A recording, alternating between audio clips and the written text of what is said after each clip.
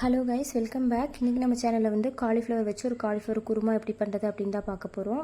So இது ரொம்ப ஈஸியாகவும் ரொம்ப டேஸ்ட்டாகவும் இருக்கும். ரொம்ப குவிக்காக பண்ணிடலாம். இது வந்து இட்லி, தோசை, சப்பாத்தி எல்லாத்துக்குமே வந்து இந்த குருமா வந்து ரொம்ப சூப்பராக இருக்கும். ஸோ வாங்க எப்படி பண்ணுறதுன்னு பார்க்கலாம். அதுக்கு வந்து ஃபஸ்ட்டு காலிஃப்ளவர் வந்து நல்லா க்ளீன் பண்ணி எடுத்துக்கோங்க. எப்போ காலிஃப்ளவர் வாங்கினீங்கனாலும் நீங்கள் வந்து இன்றைக்கி வாங்குறீங்க அப்படின்னா ஒன்று இன்றைக்கே பண்ணிடுங்க, இல்லைன்னா அடுத்த நாள் பண்ணிடுங்க. ஒரு 2 டேஸ்க்கு மேலே வைக்காதீங்க. 1 வீக்கெல்லாம் வச்சுட்டிங்கன்னா காலிஃப்ளவர் வந்து உள்ளே புழு வர ஆரம்பிச்சிடும், மேலே ஃபுல்லாக கருப்படிக்க ஆரம்பிச்சிடும். ஸோ முடிஞ்ச அளவுக்கு காலிஃப்ளவர் என்னைக்கு வாங்குறீங்களோ அன்னையிலேருந்து 2 நாளுக்குள்ளே நீங்கள் குக் பண்ணிட்டீங்கன்னா இன்னுமே ரொம்ப நல்லது. பாருங்கள், ஃபஸ்ட்டு இந்த மாதிரி க்ளீன் பண்ணிக்கலாம். ஆக்சுவலாக நான் இந்த வீடியோ எடுத்து ஒரு 15 நாள் இருக்கும். என்னால் வந்து இந்த வீடியோ வந்து அப்லோட் பண்ணவே முடியல. என்கிட்ட எடிட்டிங் ஆப் வந்து எனக்கு சரியில்லை. நான் எடிட் பண்ண பாதி வாய்ஸ் கொடுத்தாவே கட் ஆகிடுது. இந்த மாதிரி எனக்கு கிட்டத்தட்ட நான் 1 வீக்காக ட்ரை பண்ணுறேன் இந்த வீடியோ நான் வந்து எடிட் பண்ணுறதுக்கு. ஸோ இது பார்க்குறவங்களில் யாருக்காவது வந்து நல்ல எடிட்டிங் ஆப் வந்து தெரியும் அப்படின்னா ப்ளீஸ் எனக்கு சொல்லுங்கள். அந்த ஆப்பை வந்து நான் யூஸ் பண்ணி பார்க்குறேன். கிட்டத்தட்ட 1 வாரமாக இந்த வீடியோ வந்து நான் பேசிகிட்டு இருக்கேன். என்னால் முழுசாக பேசி முடிக்க முடியல. பாதி பேசணுன்னே எனக்கு வந்து வீடியோ வந்து அப்படியே வந்து ஸ்டக்காகி நின்றுது. ஸோ யாருக்காவது நல்ல எடிட்டிங் ஆப் தெரியும்னா எனக்கு கண்டிப்பாக சொல்லுங்கள். பாருங்கள், இந்த அளவுக்கு கட் பண்ணி எடுத்துக்கலாம். நான் இதில் வந்து பாதி வந்து குருமாவும் பாதி வந்து சில்லியும் போட போகிறேன். ஸோ சில்லி வந்து வீட்டில் இருக்க மசாலா வச்சு எப்படி எண்ணெயிலலாம் நல்லா கீழே போய் ஒட்டாமல் சூப்பரான சில்லி வந்து எப்படி பண்ணுறது அப்படிங்கிறத நான் அடுத்த வீடியோவில் உங்களுக்கு அப்லோட் பண்ணுறேன். பாருங்கள், இந்த அளவுக்கு கட் பண்ணி எடுத்தாச்சு. இப்போ ஒரு பாத்திரத்தில் வந்து கொஞ்சம் தண்ணி ஊற்றி உப்பு மஞ்சள் போட்டு இந்த காலிஃப்ளவர் வந்து நல்லா கொதிக்க வச்சு எடுத்துக்கலாம்.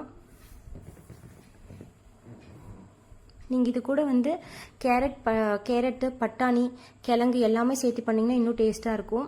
அதெல்லாம் நீங்கள் சேர்த்துற மாதிரி இருந்துச்சுன்னா அதை வந்து தனியாக வேக வச்சு எடுத்துக்கோங்க. இப்போ வந்து ஒரு அரை மூடி தேங்காய் வந்து எடுத்து வச்சுருக்கேன். கூட வந்து ஒரு பட்டை, 2 துண்டு கிராம்பு, கொஞ்சமாக சோம்பு, ஒரு சின்ன பல் பூண்டு, இது கூட ஒரு 4 முந்திரி இருந்தால் அதையும் சேர்த்துக்கோங்க. சீரகம் வேணாலும் சேம் இதே அளவு நீங்கள் சீரகம் கூட உள்ளே சேர்த்துக்கலாம். இது கூட சேர்த்து அரைச்சிக்கலாம். இப்போ இதை வந்து கொஞ்சம் நாள் தண்ணி ஊற்றி நல்லா பேஸ்ட்டாக அரைச்சி வச்சுக்கலாம். ஸோ நம்ம எதுவுமே பண்ணுறதுக்கு முன்னாடி அதுக்கு முன்னாடி நம்ம வந்து ப்ரிப்பரேஷன் பண்ணி வைக்கிறதா ரொம்ப நல்லது. ஸோ என்னென்ன மசாலா போடுறோம், என்ன பண்ணுறோங்கிறத முதல்ல இந்த மாதிரி ரெடி பண்ணி வச்சுட்டா நம்மளுக்கு வந்து குக் பண்ணுறது ரொம்ப ஈஸி.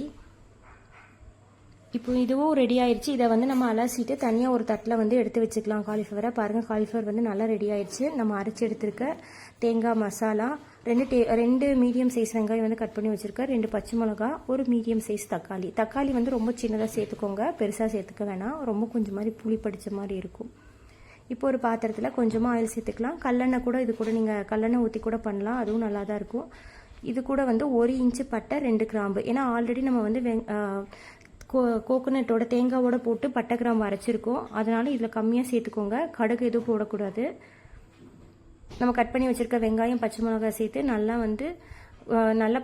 வெங்காயம் வந்து நல்லா வதங்குற அளவுக்கு வெயிட் பண்ணுங்கள். கொஞ்சமாக உப்பு போட்டிங்கன்னா சீக்கிரமாக வதங்கிடும்.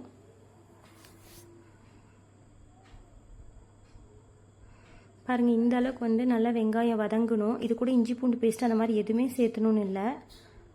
இப்போ வந்து நம்ம கட் பண்ணி வச்சுருக்க தக்காளி வந்து இது கூட சேர்த்திக்கலாம். தக்காளி வந்து ரொம்ப சின்ன சைஸாக சேர்த்துக்கோங்க. நான் இன்றைக்கி 2 பேருக்கு பண்ணுறனால இந்த அளவு எடுத்திருக்கேன். நீங்கள் 4 பேராக இருக்கீங்க அப்படின்னா இதவே கொஞ்சம் அதிகமாக சேர்த்துக்கோங்க. இது கூட கொஞ்சம் உப்பு, கொஞ்சமாக மஞ்சத்தூள், ஒரு 1/2 டேபிள் ஸ்பூன் அளவு சில்லி பவுடர், 1 டேபிள் ஸ்பூன் அளவு கரம் மசாலா, அவ்வளோதான். தக்காளி வந்து நல்லா வந்து மசிகிற அளவுக்கு நல்லா இந்த மாதிரி குக் பண்ணிக்கோங்க. முடிஞ்ச அளவுக்கு வந்து எண்ணெய் வந்து மேலே பிரிஞ்சு வரணும். அப்போ தான் வந்து நமக்கு மசாலா நல்லா வதங்கியிருக்கு அப்படின்னு அர்த்தம். இப்போ வந்து நான் எடுத்து வச்சுருக்க காலிஃப்ளவரில் வந்து பாதி மட்டும் இப்போ இது கூட சேர்த்துக்கிறேன். இந்த ஸ்டேஜில் நீங்கள் வந்து கிழங்கு, கேரட்டெல்லாம் வேக வச்சுருந்தீங்க, பட்டாணியெல்லாம் வேக வச்சுருந்தீங்கன்னா இப்போ இந்த ஸ்டேஜில் நீங்கள் இது கூட ஆட் பண்ணி இந்த மாதிரி ஒரு 2 நிமிஷம் இப்படி பரட்டிக்கோங்க.